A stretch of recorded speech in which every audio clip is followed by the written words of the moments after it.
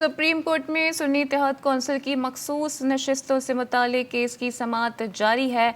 दौरान समाअत chief justice काजी फाइज ईसा ने इस्तफसार किया कि हमने इस आइन में मुतअद्दिद दफ़ा छेड़छाड़ की। जब भी जमहूरियत आती है तो हम छुरियां निकाल कर आ जाते हैं।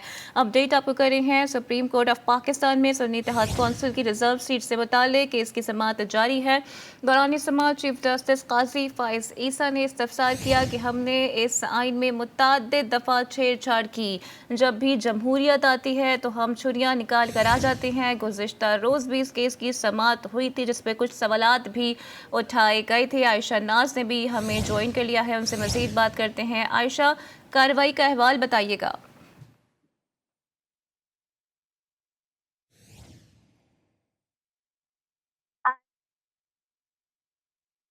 की जानिब से मखसूस नशिस्तों का मामला जो है उस पर समाअत जारी है और समाअत का आगाज जो है वो इलेक्शन कमीशन की जानिब से तलब किया गया था। हामिद रजा के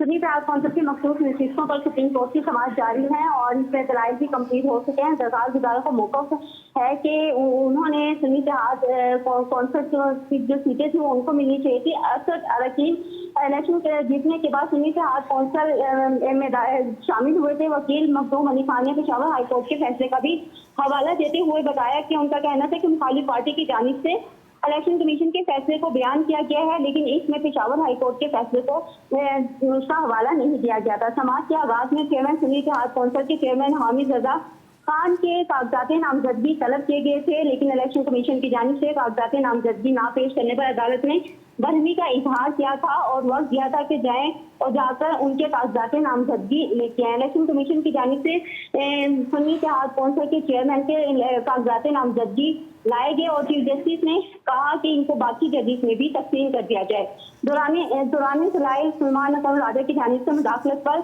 मखदूम अली खान ने शदीद एतराज किया और उनका कहना था कि सलमान अकरम राजा को अदालती कार्रवाई का एहतराम करना चाहिए। दलाइल में बार बार रुकावट ना डाली जाए और ये अदालत के मुनाफी एहतराम के मुनाफी है।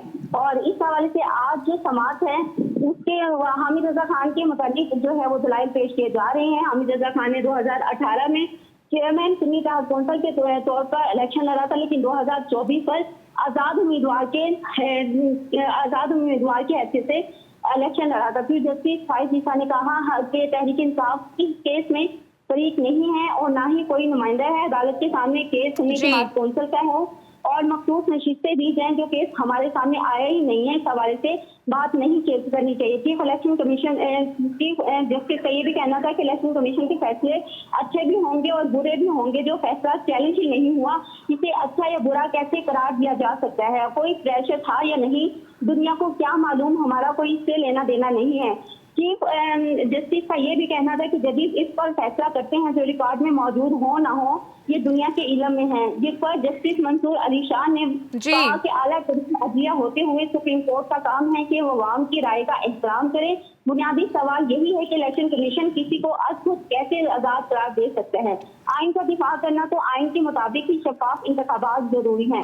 जिस पर जस्टिस अतुल मिनल्ला ने अहम रिमार्क दिए। उनका कहना था कि इनफ इज इनफ, हमें हकीकत का सामना करने के बजाय सुप्रीम कोर्ट ऑफ पाकिस्तान में सुन्नी इत्तेहाद कौंसिल की रिजर्व सीट से मुतालिक केस की समाअत जारी है। आयशा नाज अपडेट करी थी, आपका बहुत शुक्रिया।